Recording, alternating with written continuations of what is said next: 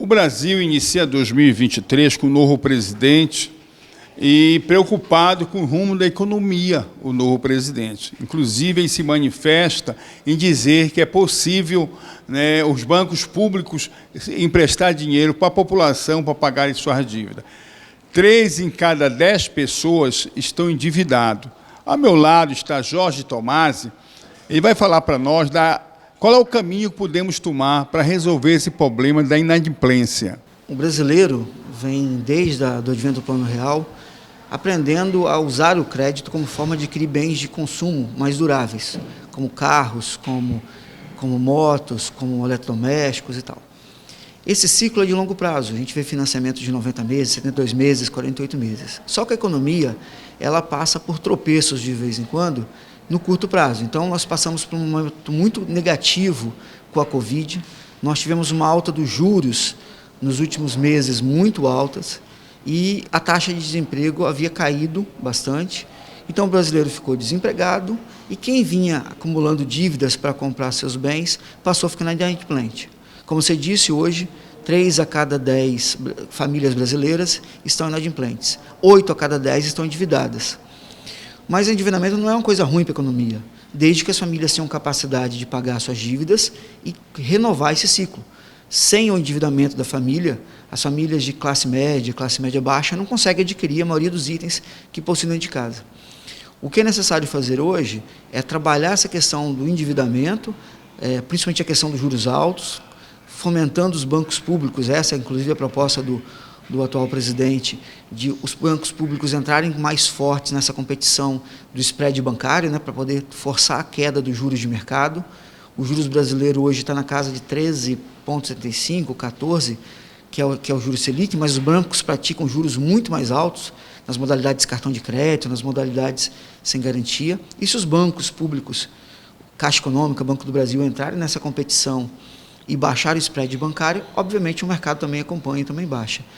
É inevitável que a gente tenha que fazer alguma situação dessa, mas a retomada do emprego que a gente viu no final de 2022 e também a possibilidade de redução dos juros no ano de 2023 começam a dar um cenário mais positivo.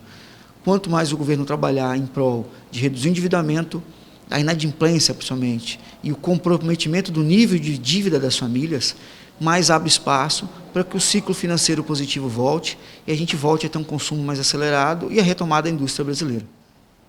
Jorge, e a proposta do governo federal é emprestar dinheiro para essas pessoas que já estão endividadas. Ajuda a resolver o problema da inadimplência? A proposta, o presidente comentou sobre isso na posse da nova presidente da Caixa Econômica, mas ainda não houve um pronunciamento claro de como vai ser essa política pela Caixa Econômica. Geralmente essas políticas vêm acompanhadas de feirões de negociação de dívida e outras coisas para tentar ajudar. Também temos agora a questão da renovação do Bolsa Família e do valor mensal mais alto para as famílias mais pobres, que também vai ajudar a baixar o endividamento.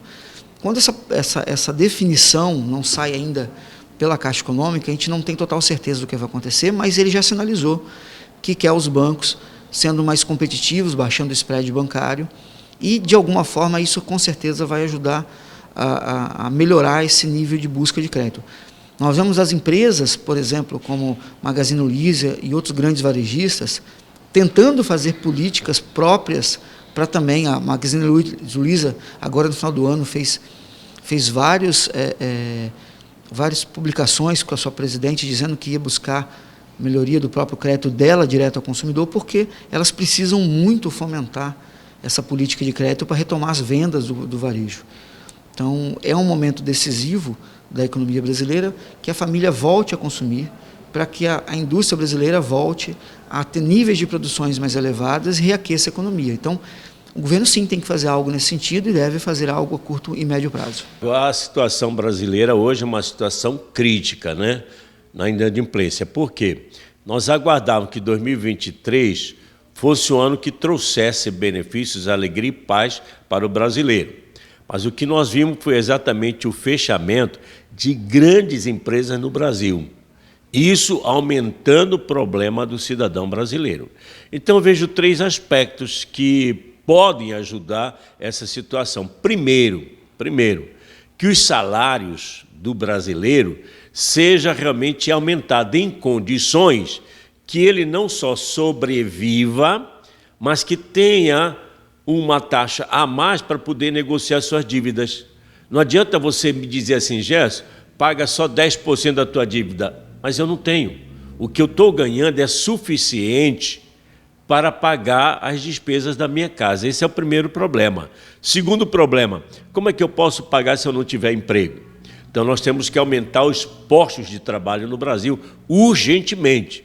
E o que nós temos visto que é uma diminuição. Então, nós temos que aumentar os postos. E a terceira coisa é um processo nacional de condições de negociação.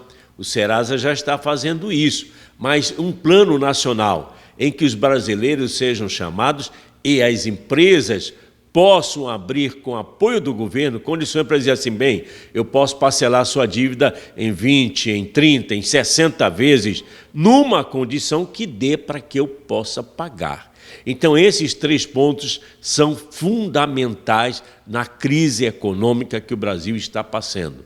E eu espero que isso não aumente, mas nós não temos nenhuma previsão governamental trazendo boas notícias para o endividamento brasileiro.